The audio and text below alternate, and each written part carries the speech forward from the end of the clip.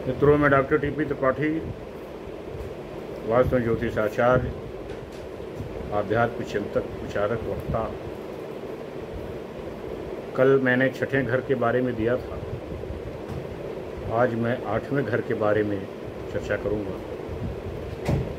आठवां घर भी आपको बना सकता है बड़ा राजयोग। बहुत बड़े नेता, सीबीआई के बहुत बड़े अफसर, सिविल के बहुत बड़े अफसर। आपको आश्चर्य तो होगा, लेकिन ये सच्चाई है। आठवां घर आयु का कारक है, मृत्यु को आयु का कारक है। जीवन और मृत्यु के बीच में आखिर कुछ तो है जिसको हमको करना है। आप आठवें घर के लिए 3-4 शब्द याद रखिए। अचानक यानी सडन, सीक्रेट चुपचाप, रहस्यमय, ट्रांसफॉर्मेशन परिवर्तन, रिसर्च शोध। अगर ये घर आयु का है तो मृत्यु का है, तो आयु का भी है। जो आया है वो तो जाएगा ही, लेकिन इस आने जाने के बीच में जो जीवन है, इस जीवन के सफर में बहुत कुछ है। ये 7वें से दूसरा घर भी है, ससुराल पक्ष भी देख सकते हैं। उनकी फाइनेंशियल स्टेटस क्या है। तो ये जो घर है, यहाँ से ये 11वें से 10वां घर भी है। यानी आपके कर्म कैसे होंगे कि आपको लाभ मिले। अच्छे कर्म होंगे, लाभ मिलेगा। बुरे कर्म होंगे, लाभ नहीं मिलेगा। 10वें से 11वां घर है, आपके कर्म के लाभ का घर है। अगर ये इसका स्वामी याद रहे कि दूसरा घर तो आपका स्वार्जित धन है, लेकिन 8वां घर आपका स्वार्जित धन नहीं है। इनहेरिटेंस है, पिता की संपत्ति और कोई संपत्ति, सीक्रेट संपत्ति। क्योंकि सीक्रेट कापी है तो यहाँ से सीक्रेट संपत्ति भी देखी जाती है। सीक्रेट लेन देन जो चलते हैं वो भी यहाँ से देखे जाते हैं। तो ये दूसरे का धन है, आपका धन नहीं है। छठे घर से तीसरा है। आपके शत्रु का पराक्रम कैसा होगा, रोग ऋण कैसे होंगे, ऋण आपका उतरेगा कि नहीं उतरेगा।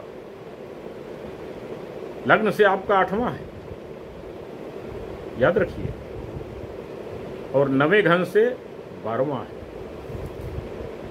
9वां घर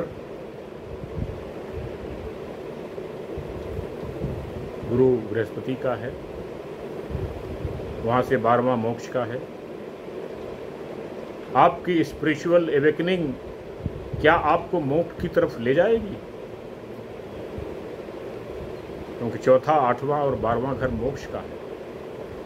आपकी एवेकनिंग, धर्म की, आध्यात्म की एवेकनिंग क्या आपको मोक्ष की तरफ ले जाएगी? अगर 8वें घर का मालिक 10वें घर के मालिक के साथ बैठता है या आमने सामने बैठता है, केंद्र त्रिकोण में है, तो यह आपको बड़ा राजयोग दे सकता है। आपको सिविल अफसर बना सकता है, आपको नेता बना सकता है, सीबीआई के अफसर आपको बना सकता है, सत्ता का सुख आपको दे सकता है। क्योंकि 5वें से तीसरा है, चौथे से 5वां है। तो सत्ता का सुख आपके लिए आनंददायक होगा या नुकसानदायक होगा।